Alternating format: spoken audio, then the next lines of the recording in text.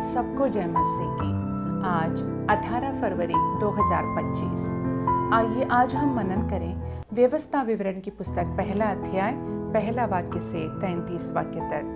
पहला वाक्य में कहता है, मूसा ने सारे इस्राएलियों से कही वे ये शब्द हैं।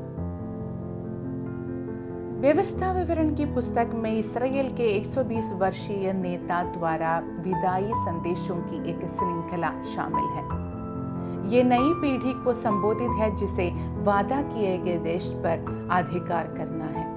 वह उन्हें आज्ञाकारिता के महत्व की याद दिलाता है, एक ऐसा सबक जिसे पिछली पीढ़ी सीखने में विफल रही थी।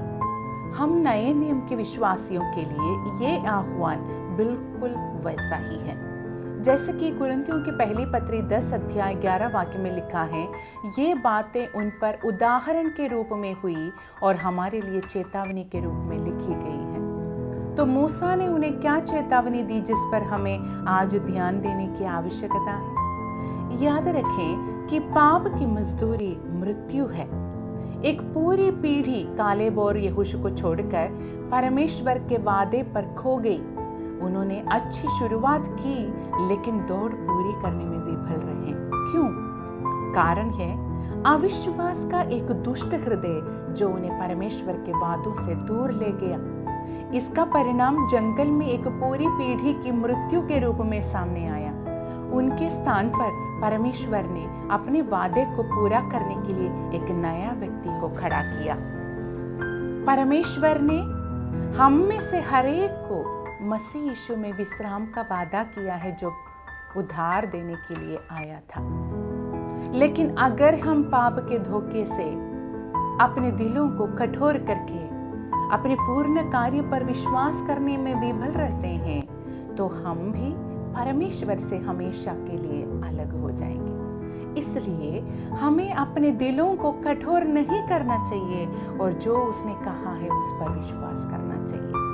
याद रखें, नए युद्धों का सामना करते समय पुराना युद्ध 4 वाक्य में कहता है। इस अध्याय में मूसा लोगों को याद दिलाता है कि जब भी वे नए युद्धों का सामना करते हैं वे 2 राजाओं सीहोन और ओग पर मिली महान जीत को देखें। ये दोनों राज्य वादा किए गए देश के उनके रास्ते में खड़े थे।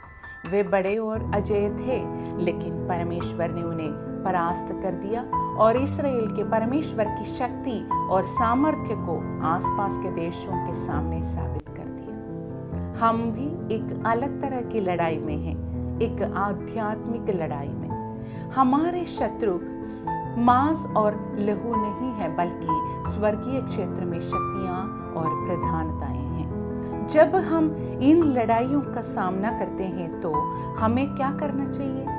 हमें याद रखना चाहिए जो हम में है वो उससे बड़ा है जो संसार में है।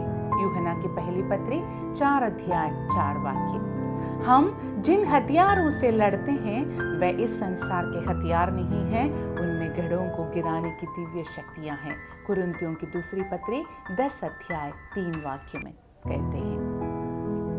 हमें शैतान की योजनाओं के विरुद्ध परमेश्वर के पूरे हथियार पहनने चाहिए। इफिसियों की पत्री 6 अध्याय 10 वाक्य में बताता है। थिस्सलुनीकियों की दूसरी पत्री 3 अध्याय 3 वाक्य में कहता है, प्रभु विश्वास योग्य है और वह तुम्हें दुष्ट से मजबूत करेगा और बचाएगा।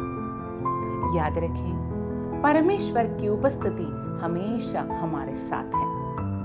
ये परमेश्वर का हमसे वादा है कि वह हमें कभी नहीं छोड़ेगा और ना ही त्यागेगा और वह युगों के अंत तक हमारे साथ रहेगा। ये वही वादा था जो परमेश्वर ने अपने लोग इस्राएल से किया था। अभी बताए गए अध्यायों में वाक्यों में हम पढ़ते हैं कि कैसे उसने उन्हें उठाया और एक पिता की तरह रात दिन उनकी देखभाल की।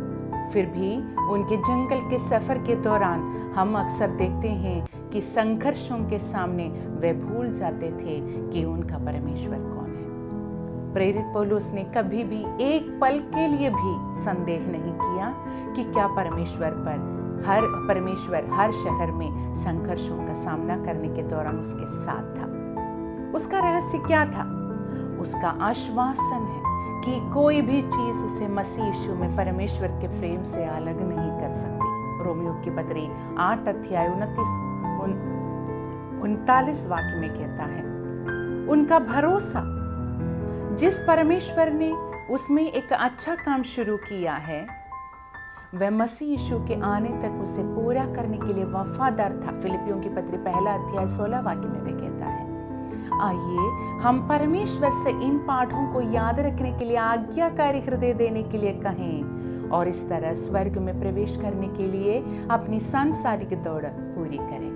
हमारा वादा किया हुआ देश, उधर हमें प्रवेश करना है। मेरे प्रिय भाइयों और बहनों, आइए हम इस दौड़ को पूरा करने के लिए परमेश्वर की सहायता मांगें। प्रभु इन वचनों से आपको आशीष दे। सबको जय मसीह की।